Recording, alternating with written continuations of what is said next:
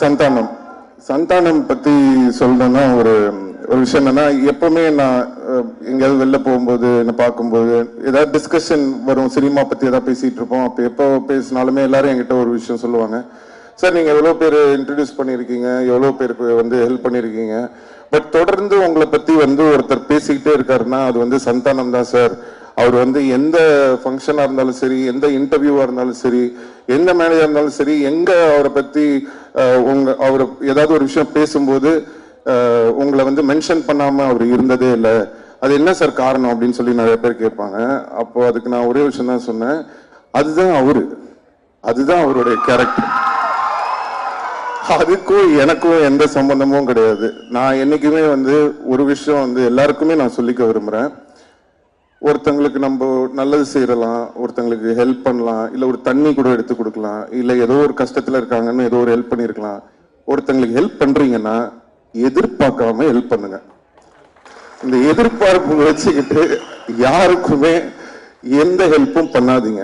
ஏன்னா ஒரு சில பேர் அந்த நம்ம பண்ண ஹெல்ப்பை ஞாபகம் வச்சு அதுக்கு வந்து ஒரு ரெஸ்பெக்ட் கொடுப்பாங்க. நிறைய பேர் அதை வந்து ரெஸ்பெக்ட் பண்ணாம ஏறி மிதிச்சுட்டு போயிட்டே இருப்பாங்க.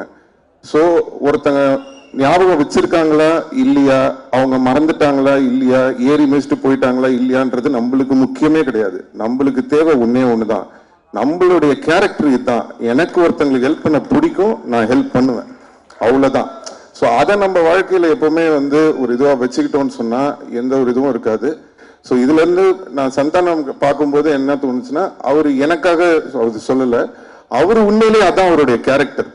ஸோ அந்த பழசை மறக்காம அவர் இருக்கிறதுனாலதான் இன்னைக்கு வரைக்கும் அவரோட எல்லா டீமும் அவர் கூட இருக்காங்க. ஸோ அது அவருடைய கேரக்டரை காட்டுது.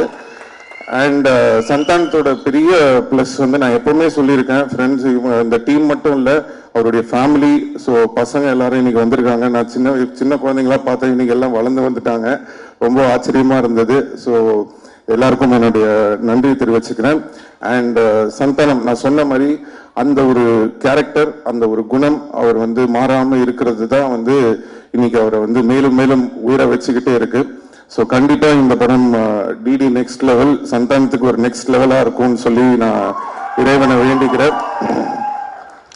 அண்ட் STR 49, ஸோ திருப்பி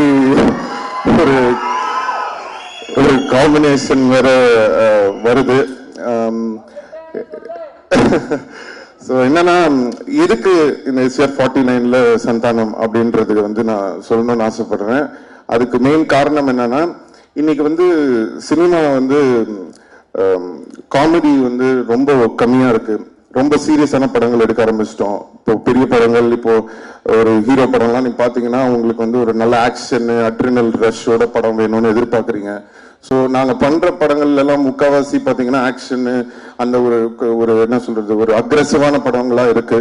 ஸோ தமிழ் சினிமாவில் ரொம்ப ஒரு ஜாலியா சாஃப்டா ஃபீல் குட் ஆன படங்களும் நிறைய வரணும். இப்போ ரீசெண்டா வந்து நம்ம எடிட்டர் நினைக்கிறேன், நீங்க ஒர்க் பண்ணியிருந்தேன், அவர் வந்து இப்போ இந்த டூரிஸ்ட் ஃபேமிலின்னு ஒரு படம் பார்த்தேன், ரொம்ப அருமையா இருந்தது படம். அந்த டீமுக்கும் என்னோட வாழ்த்துக்கள் தெரிவிச்சுக்கிறேன். எதுக்கு சொல்றேன்னா, சந்தோஷமா ஹாப்பியான படங்களும் வந்து நிறைய வரணும். அது வந்து சந்தானம் மாதிரி ஒரு ஆளை வந்து நம்ம ரொம்ப நாளா மிஸ் பண்றோம். ஸோ அவர் வந்து படத்துல ஹீரோவா நடிக்கிறது மட்டும் இல்லாம இந்த மாதிரி ஆர்யாவோட இருக்கட்டும், இல்ல நானா இருக்கட்டும், அவருக்கு பிடிச்ச டைரக்டர்ஸா இருக்கட்டும், அந்த மாதிரி ஏதாவது முக்கியமான படங்கள் அவர் வந்து சூஸ் பண்ணி நிறைய படம் வந்து தமிழ் ரசிகர்களுக்காக சந்தானம் நடிக்கணும்னு நான் இந்த மேடையில அவரை கேட்டுக்கிறேன். ஸோ அதுக்கு வந்து ஒரு ஆரம்பமா இருக்கட்டும் அப்படின்றதுக்காக தான் வந்து எல்லாரும் என்கிட்ட சொன்னாங்க, சார் அவர் ஒத்துப்பாரா அப்படின்னு சொன்னேன். நான் சொன்னேன், நான் போன் பண்ணா போதுங்க, அவர் என்ன படம் என்ன கதை எதுவுமே கேட்க மாட்டாரு, அவர் எனக்காக கண்டிப்பா வருவாருன்னு தெரியும். அதே மாதிரி அவர் வந்து எனக்கு போன் பண்ணோன்னே எனக்கு தெரியும் ஆடியோ லான்ச் தானே வரணும் அப்படின்னு சொல்லிட்டேன். ஸோ அது வந்து எங்க ரெண்டு பேருக்குள்ள அந்த மாதிரி ஒரு நட்பு இருக்கு.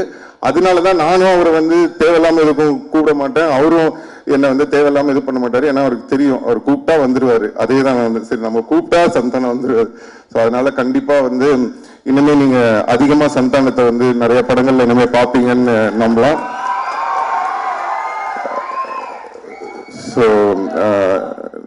ஸோ இந்த டீமுக்கும் வர May 16th ஸோ கண்டிப்பா எல்லாரும் தியேட்டர்ல போய் இந்த படத்தை பார்த்து என்ஜாய் பண்ணணும்னு சொல்லி எல்லாரையும் கேட்டுக்கிறேன். நன்றி, வணக்கம்.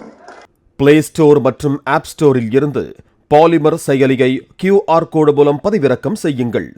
செய்திகளை உடனுக்குடன் பெறுங்கள்.